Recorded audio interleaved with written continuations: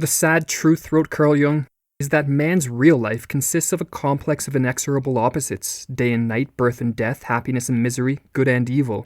We are not even sure that one will prevail over the other, that good will overcome evil, or joy defeat pain. Life is a battleground. It always has been and always will be. Of the many metaphors used to describe a life in process, the metaphor of a battle is one of the more appropriate. In this battle, our own self is both our greatest ally and greatest opponent, with a dynamic tension existing between those elements of our personality moving us forward into personal growth and those holding us back. Each person must also contend with the potential for both good and evil that lies within. Whether our strengths and capacity for good get the upper hand, or our weakness and capacity for evil, is very much a product of this battle waged within the self. Far too many people, however, set themselves up for defeat as they are unwilling to acknowledge the destructive side of their being. Utilizing various psychological defense mechanisms, such people do their best to stay ignorant to their faults and weaknesses. In so doing, these elements of their personality are relegated to their unconscious and make up the realm of the psyche Jung called the shadow. The shadow exerts an active influence on our personality and affects our behavior in a myriad of unforeseen ways. When we behave in a manner which is a product of our shadow, perhaps we treat someone poorly or take part in a self-destructive behavior, rather than taking responsibility for such actions, most people make use of the psychological phenomenon known as projection in order to avoid facing up to their shadow. In this video, we are going to explore the phenomenon of projection by looking at the dangers it poses to the well-being of both the individual and society at large. Projection occurs when we attribute an element of our personality, which resides in our unconscious, to another person or group.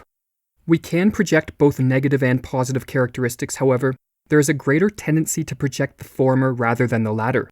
Sigmund Freud, who popularized the term in the mid-1890s, believed projection to be a defense mechanism used to avoid the anxiety that is provoked when one is forced to face up to their faults, weaknesses, and destructive tendencies.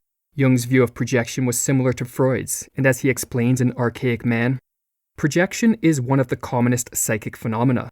Everything that is unconscious in ourselves we discover in our neighbor, and we treat him accordingly. Jung, however, stressed that projection was both an inevitable and necessary component in our psychological development, as it is one of the primary means by which we can gain an awareness of elements residing in our unconscious. After projecting an element of our unconscious, the healthy thing to do is to recognize the subjective origin of the projection, to withdraw it from the external world, and to integrate this element of our personality into conscious awareness.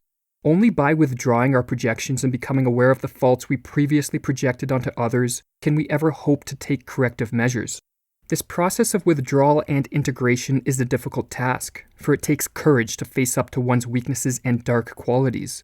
But while difficult, this task is crucial in the battle of life, for failure to confront one's shadow leaves these elements free to grow in scope and influence, as Jung explains. When one tries desperately to be good and wonderful and perfect, then all the more the shadow develops a definite will to be black and evil and destructive. People cannot see that. They are always striving to be marvelous, and then they discover that terrible destructive things happen which they cannot understand. And they either deny that such facts have anything to do with them, or if they admit them, they take them for natural afflictions, or they try to minimize them and to shift the responsibility elsewhere. The fact is that if one tries beyond one's capacity to be perfect, the shadow descends into hell and becomes the devil.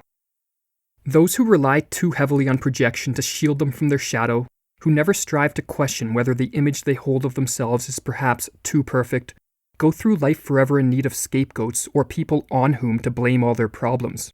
Often a friend or family member is chosen as one's scapegoat, but the problem with this choice is that it irreparably damages and in many cases forces an end to the relationship. After driving away one's scapegoat, it is usually discovered that one's problems persist nonetheless.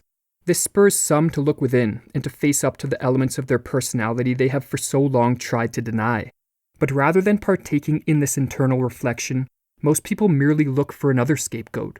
In this process, it is often discovered that the most effective form of scapegoat is not any individual in particular, but rather entire groups of people. This tendency of scapegoating to occur on a collective level can have dangerous consequences for a society. Those unwilling or unable to face up to their shadows are easy prey for collectivist movements which have ready-made scapegoats in the form of political opponents, members of different ethnic groups or socioeconomic classes. Scapegoating at the level of collectives, or in other words, projecting our problems onto groups of people who differ from us, proves attractive for several reasons.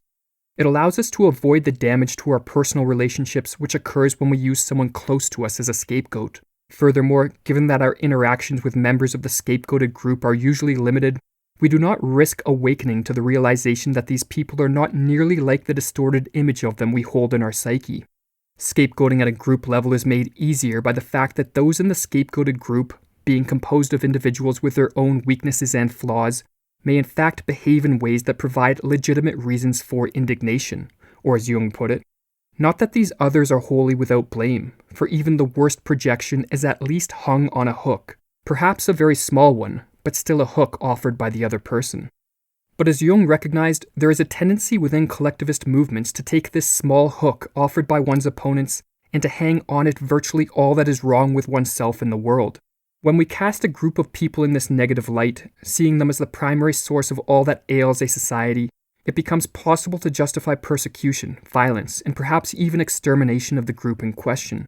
Projection at the level of collectives becomes even more dangerous as those in positions of power can divert attention away from their own activities and the harm they may be causing by using propaganda, false flags, and other manipulation techniques in order to cast blame onto ready-made scapegoats.